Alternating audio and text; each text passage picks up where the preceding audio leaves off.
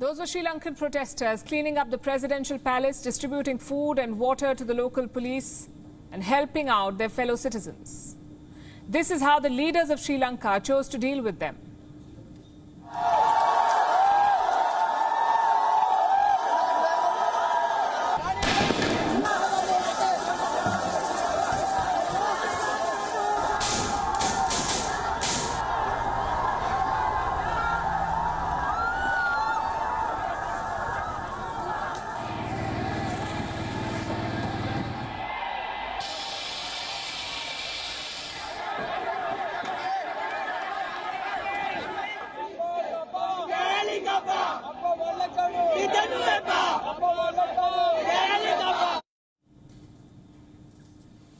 Yes, water cannons and tear gas. This happened outside the office of the Sri Lankan Prime Minister. President Gotabaya Rajapaksa has quit.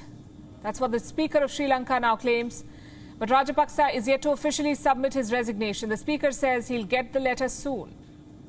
The President fled from Sri Lanka last night, leaving behind a country in ruins. Rajapaksa's escape has led to more chaos. Our correspondent, Dasuni Atauda, has been tracking these protests. She was near the Prime Minister's office when tear gas was fired. Tear gas continues to be fired here at regular intervals right outside the office of the Prime Minister. As you can see, the protesters are running for cover after strong rounds of tear gas were fired at them. Now, this comes at a time where Sri Lanka's Speaker has confirmed that Prime Minister Ranil Wickremesinghe will now be the acting President of Sri Lanka. Stay with me on as we bring you the very latest. Reporting from Colombo, I'm Dasuni Atauda. Moments after that, the protesters stormed the Prime Minister's office. The situation in Sri Lanka is getting worse by the day. A state of emergency has been declared. Let's bring you up to speed with the very latest. We'll start with the status of Gotabaya Rajapaksa. He fled the country in the thick of night. Yesterday we told you how he was humiliated at the airport. Rajapaksa wanted to leave for Dubai, but the immigration officials stopped him. He tried to get a US visa, but America rejected his application. And remember, Gotabaya was a US citizen for years. He gave up his American citizenship only when he was about to take oath as president of Sri Lanka. Now, 2 years later, the US refused to help him. So Rajapaksa invoked executive privilege. His final act as the president of Sri Lanka was to charter a military plane for his great escape. He took it to the Maldives. And Gotabaya Rajapaksa was not alone. He left with his wife and 2 bodyguards. Look at the contrast. Sri Lankans do not have food to eat. But Gotabaya Rajapaksa takes off on a military plane with bodyguards. Some pictures have come out. These are from an airport in Male. Now look carefully. You'll see a man leaving the airport. Reports say this is Mohammad Nasheed, the Speaker of the Maldivian Parliament. He apparently welcomed Rajapaksa and his wife. Quick history. Nasheed was once the president of the Maldives, and he has old ties with Sri Lanka. As a young boy, he went to school in Sri Lanka. As a political activist, he was repeatedly exiled to Sri Lanka, and now he's said to have welcomed the Sri Lankan president who fled his country. Even in the Maldives, Rajapaksa faced protests. They broke out soon after he arrived in the country. These protesters came with Sri Lankan flags. They did not want Rajapaksa taking refuge in the Maldives. But the Maldives is not his final stop. He intends to take another flight. Reports say Gotabaya Rajapaksa wants to go to Singapore. He will seek asylum there.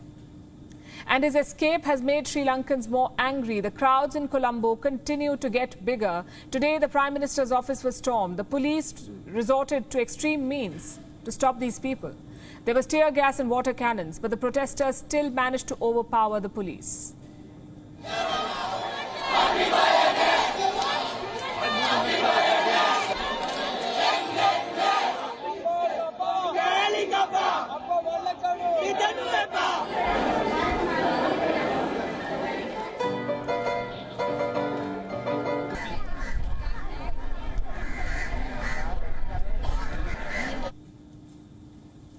The protesters did not stop there. They stormed 2 state-owned television networks. At one of the stations, a protester went inside the studio. He had a message for Sri Lanka's politicians and the press.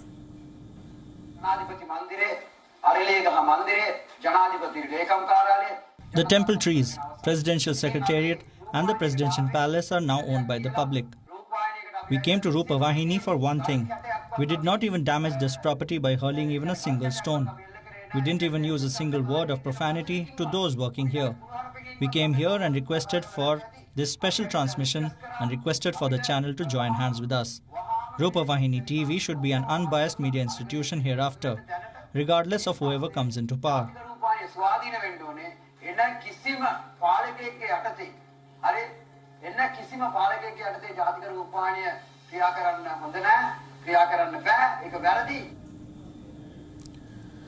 The protesters did not spare even the pro-Rajapaksa media outlets. They're standing up to the politicians.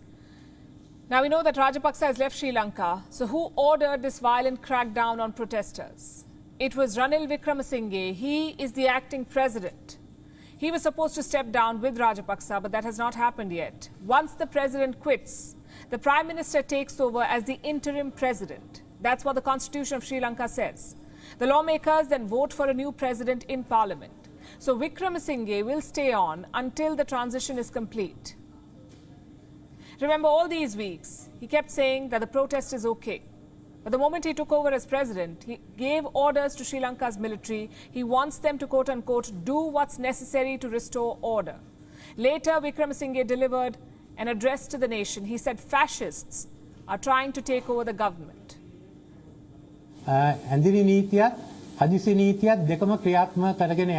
We must end this fascist threat to democracy. We can't allow the destruction of state property.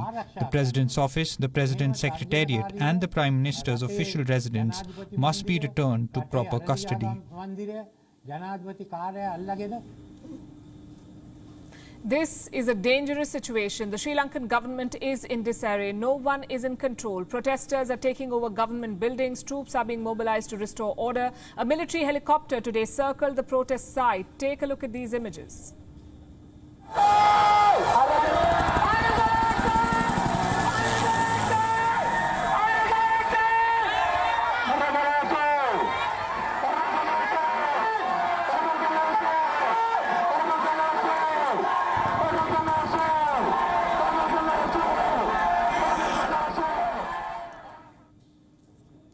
The days ahead will not be easy for Sri Lanka. Unity government will take charge soon. They will inherit a country in chaos. And there's no telling which way the protest will go. WION is now available in your country. Download the app now and get all the news on the move.